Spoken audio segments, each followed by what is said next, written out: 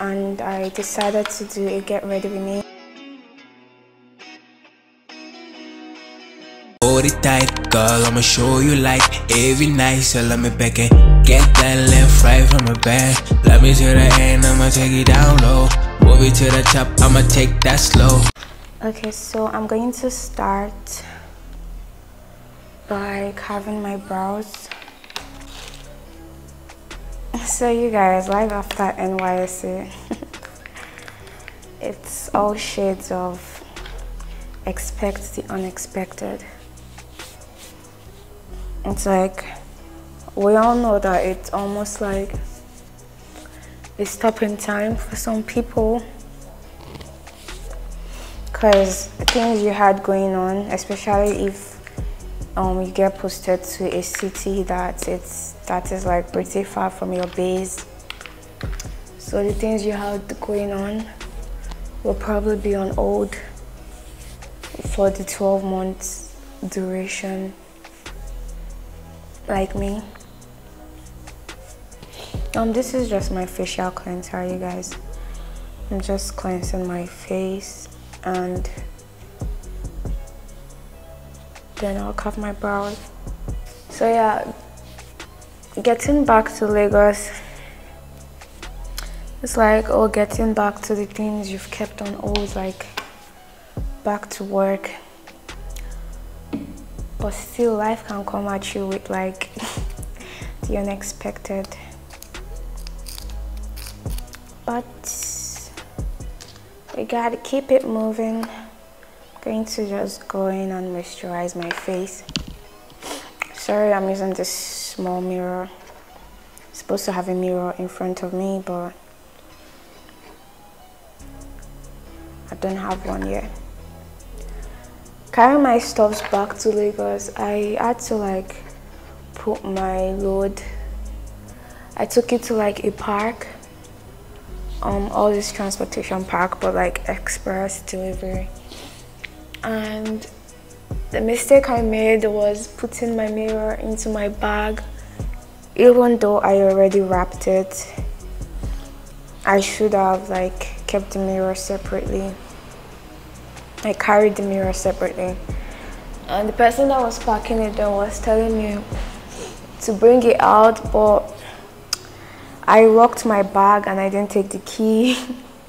And I was posted to Adeje, but then Adeje is close to Warri. It's like 30 minutes from Warri, and I already spent like almost 40 minutes on the road to get there. I didn't want to spend another 40 minutes back, like almost 2 hours back and forth just to get my key. So I like, okay, fingers crossed. Your mirror might survive and it might not survive. And the mirror did not survive. It just the frame survived anyways. Like the mirror frame survived, but the mirror itself got crushed. Today I just have like a mini shoot and I decided to do a get ready with me. I'm not like an expert with makeup, but people always like tell me, oh my god, I like your makeup. Sorry. I'll be like, oh my god, I like your makeup. Did you do it yourself? And I'm like, yes. So this is just how I do it. Yeah, if you know me, you know I basically do everything myself, almost everything myself. If I could do everything myself, I definitely would. But yeah, so I have microblading in. So I just carve my brows around the microblading. Sorry, this might be covering it right now.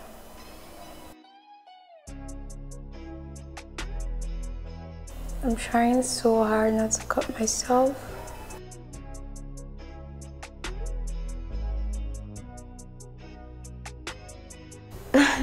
Someone was telling me, why do you always shave your brows? You're so hairy. I like to see what your brows look like when it's full. Well, I don't like to see. I like to see it full. It's like all shades of wrong for me. Like, I mean, people go around with full brows. It's not like it's a bad thing, but it's just not my thing. So I think before my microblading, whenever I shave my brows, it ends up being thinner than this. But my microblading is pretty full, so it kind of like gives me this definition on like where to cut around. So I end up having like this full brow. I won't call it an illusion because it's actually full. In case you want to know, I did my microblading at NYSC Beauty Lounge. You can just search that out on IG. I'll probably like type it out on the screen. And it's over 2 years now, if not up to 3. Still looking really slick. So that is done. You can see the difference. Just going to go ahead onto the other side. Now one of the neighbors have their gen on. I was really hoping they wouldn't, because, but you know, no light and all. I just hope it doesn't disturb or like bug into my sound. But anyways, if people ask like, oh, what would you say your advice would be for those that are yet to do NYSC? Should I do it? Should I not do it? It literally just boils down to one simple question. Do you need it? Like, do you really need it? Like, maybe you have a dream job that you know you're about to get, but they're like, oh, you can't get this job unless you have your NYSC certificate. So if that's the case, then you probably should do it. But if you don't need it, please don't do it.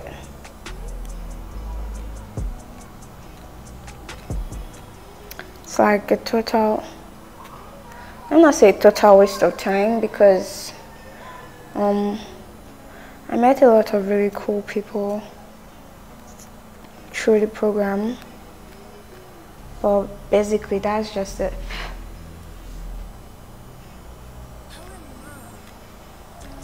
Everything else is like a total waste of time. Like the school I was posted to here, it was really terrible. The people they kept in charge of us were fine. The school principal was fine.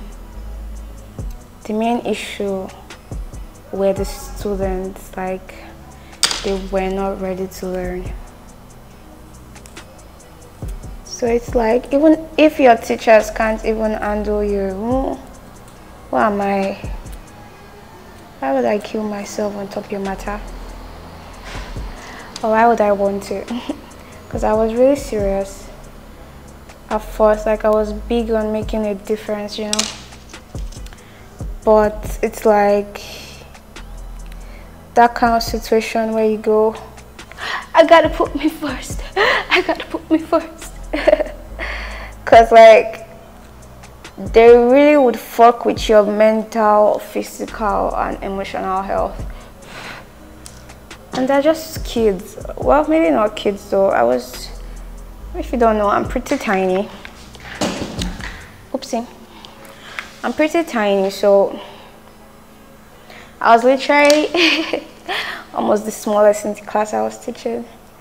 There was this girl that was smaller than me, so I made her my class rep. But basically, almost like 90% of my students were taller than me, bigger than me. So it really didn't help. It probably wouldn't have made a difference if I was teaching in a very like grounded school in Lagos, or a school where students take their education seriously. Maybe like my secondary school, ISL, Unilag Secondary School, International School, University of Lagos, that's ISL. So if it was a school like that, it probably would have been cool to teach for my service stuff. This is what it's looking like now. But no, those students would be like, Auntie, I beg, don't do, I want to go out. Like, they'll literally leave the school before school closes, and then the then vice principal, like, they changed their vice principal, like later on when I was already in the school. I think he retired. So the vice principal I initially met there would be like, we shouldn't leave. We're not supposed to leave the school till school closes. And then like I had most of my classes at like after break, and the students literally have closed after break. Like after break you get to class and you just meet like 5 people, and like 5 people in a class of 100, like a class where there's supposed to be 100 people, 100 students in the class. I'm trying not to, ow. So it was really it was really shitty. Like why would I, when the children are not even staying in school till the school closes, why should I? What would I be doing? And I have like other things to do. I'm not even a permanent staff. Even the permanent staffs don't stay till school closes, and it's not like they had a school gate that they wanted somebody to help them lock. The school didn't even have a fence. Like there was a time that someone, a teacher, I think they seized someone's stuff, and they literally brought their guns to school to literally try to beat a teacher. And then I think they said they were throwing stones at his bike or his car or something. Okay, so that's it with the brows, with carving the brows. I'm just going to get rid of the mustache.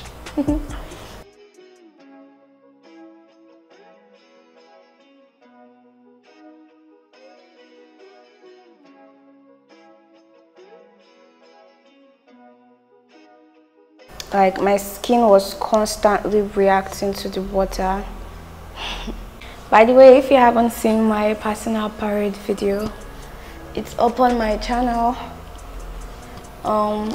What to expect on your POP. It was pretty simple. It's a really short video, and it basically covers everything that happens on your personal parade. So let's say the whole official drama for the POP took about an hour or less, but then the main work is like trying to get your certificate. And now we're going to get into the makeup. First things first, I'm going to moisturize again because I just used my cleanser again.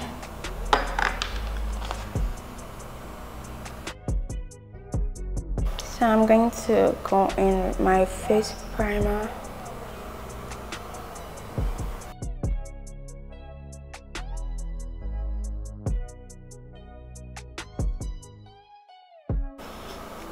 So you guys told me, like, if for those of us that already like did NYSC, if they ask you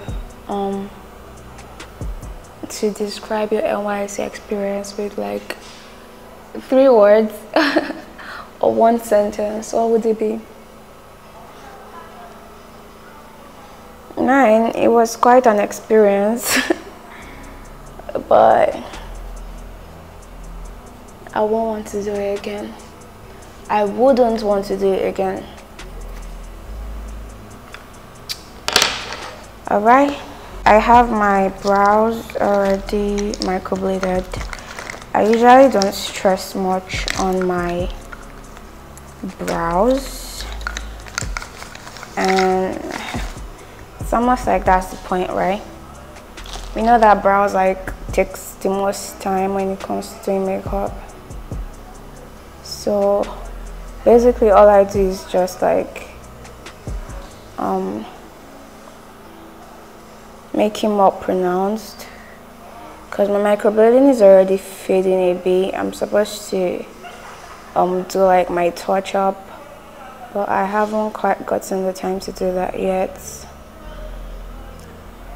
I'm just going to make him more pronounced, and then I would conceal.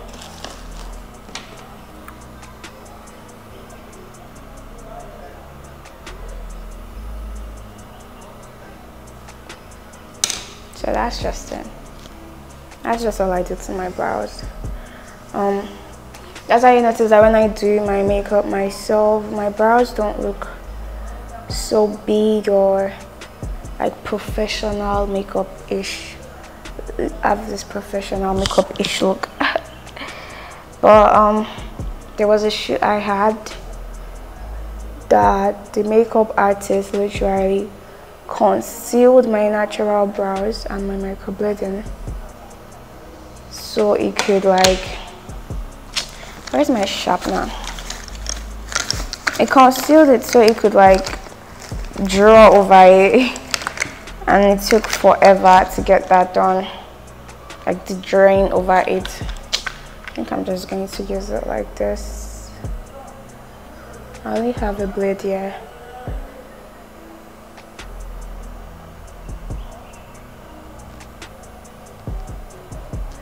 So just make it more pronounced, make it look darker, and brush it out.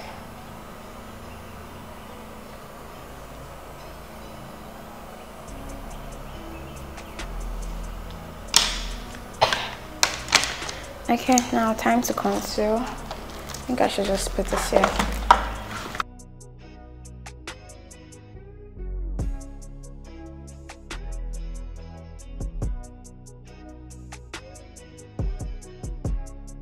Anyways, back to my, now I'm just going to conceal my brows. Back to my story, NYSC story. While I was in Warri, people were in Delta, people were asking like, Ollie, we've not had any new music yet, why is that? I'll tell you why. I couldn't find a good studio, that's why. Like, I met this artist in Warri, and it was supposed to show me like a good studio, like somewhere with like quality equipment, because you do music for so long, you start like really focusing on what your audio sounds like your audio quality. So, and I think that's mostly what differentiates the I wouldn't want to say good artists from the bad, but I'd say like more experienced artists from those that are just starting out, is they have this ear for quality sound. Like, I know how my first song sounded like.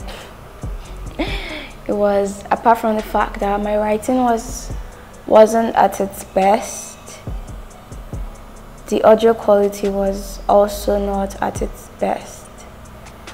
So finding a studio was like tough work. And when I eventually found someone that said he could show me a studio, it ended up like when we're talking about, okay, how does the producer work and all that, it wasn't giving good stories. It was more like, so you pay for this, it was expensive, then you pay to get it done, and you listen and it's trash. So I didn't quite listen to any of it, so I didn't know if it meant like trash in the sense that he didn't like what he did, or trash in the sense that he didn't like what the producer did. So ouch. But for the price he called, it was too expensive to be trash. I mean, they're charging like almost Lagos price. And then I found another studio. So imagine when a regular studio charges like at least, like your quality is still good, you're charging at least 50K for recording, and someone now tells me the full package, like recording, mixing, mastering, it's was it 10K the guy said? Was it 10K or 7K? I'm like, oh wow, oh wow, that's really cheap, but like I'd rather not.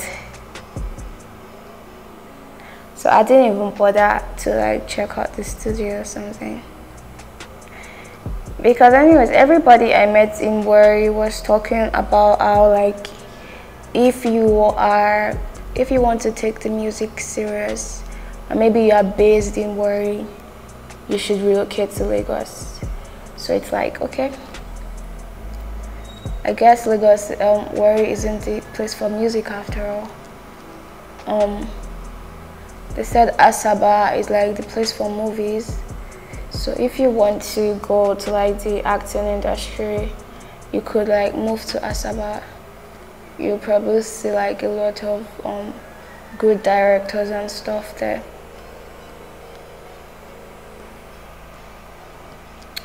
But anyway, so that's basically why I didn't record anything in the last 12 months, because I was in a place where I couldn't. And every time I came to Lagos, if you know me, you know that I hate traveling, like especially to Lagos, because the stress in Lagos is just not it for me. Like even if you go by here, like you book a flight, you're still going to have to leave the airport, right? And you're still going to get stuck in traffic.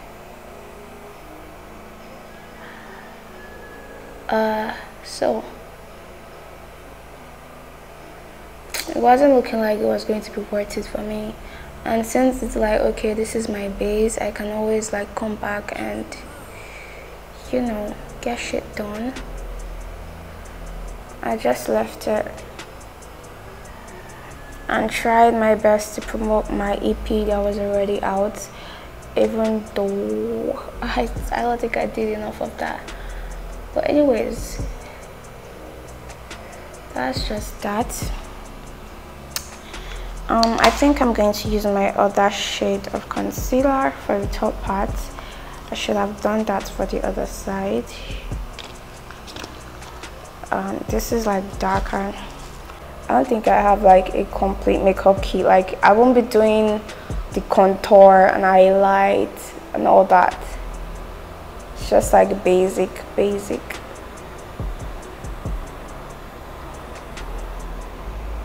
So this is like the hardest part here, settling the brow issue.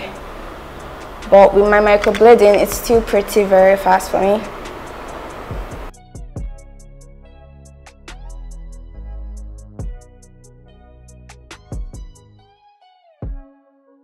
But anyways, when it comes down to it, I'd say, apart from me reacting to the water and the stress, and my students being like all shades of naughty and not giving a fuck about their education, my NYSC experience wasn't all that bad. But that's because I'm introverted, so I wasn't like trying to go out and have fun and stuff.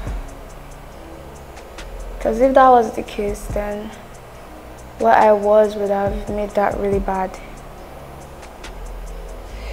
I think I'm fucking this one up. Okay, I think that's manageable. Just going to touch up this side with the other concealer.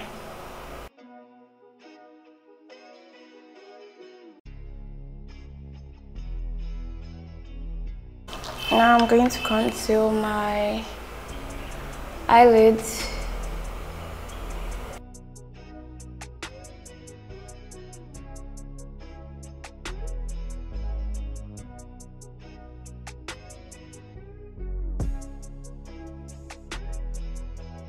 And that is that. I'll do the same for the other side.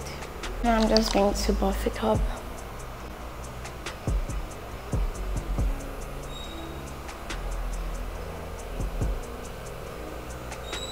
So there's one thing I learned with makeup.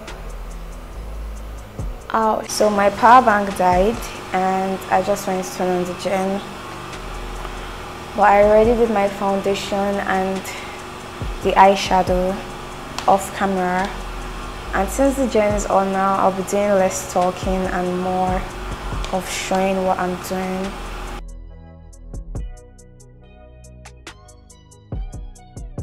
It's important to blend. I'm going to use this.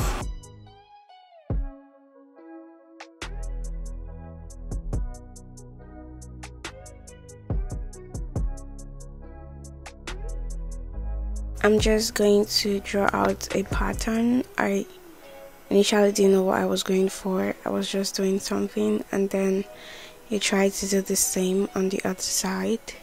So the micellar water helps the eyeshadow stay properly and makes it last longer and makes it more visible. That's why I use micellar water. If you have a graphic liner, you can just use your graphic liner. So this is like improvising when you don't have a graphic liner, and the hardest part is just trying to make both sides look the same. It took quite a while for me to get it. I had to clean the first one. Then I'm going in on my under eye with this white eyeliner to just define my under eye, and I'll do the same for the other side.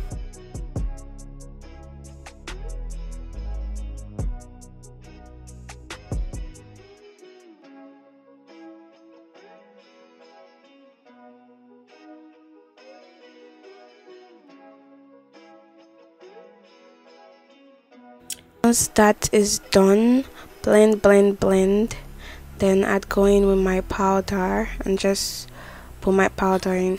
I didn't do any contouring or highlights, all of that, because I don't know how to do that, and I don't have a certain powder. I actually do, but I feel it just makes my face come out whiter than normal, especially when I'm trying to make a video or take a picture, so I skipped that part.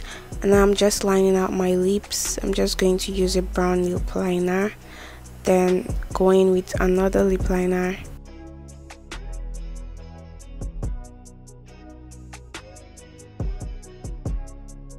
Then I'm going to use this pink lip liner. I don't know if it's a lip liner, but it's like a lip stain.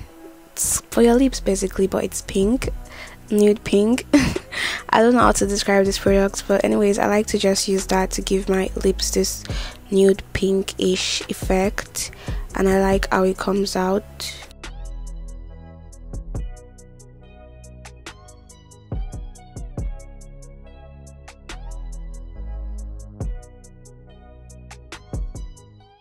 Then we move on to the lashes. This is a magnetic lash, so I just used the liner that came with it on the lash, then used it on my eyes, and then I just applied it, just placed it on.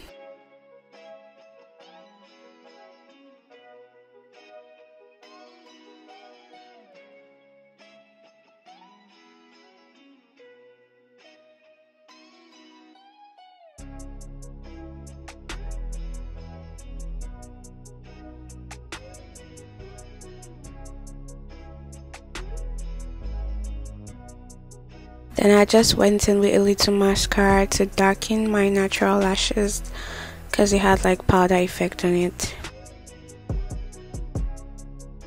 And then more powder, blending, and we're officially done.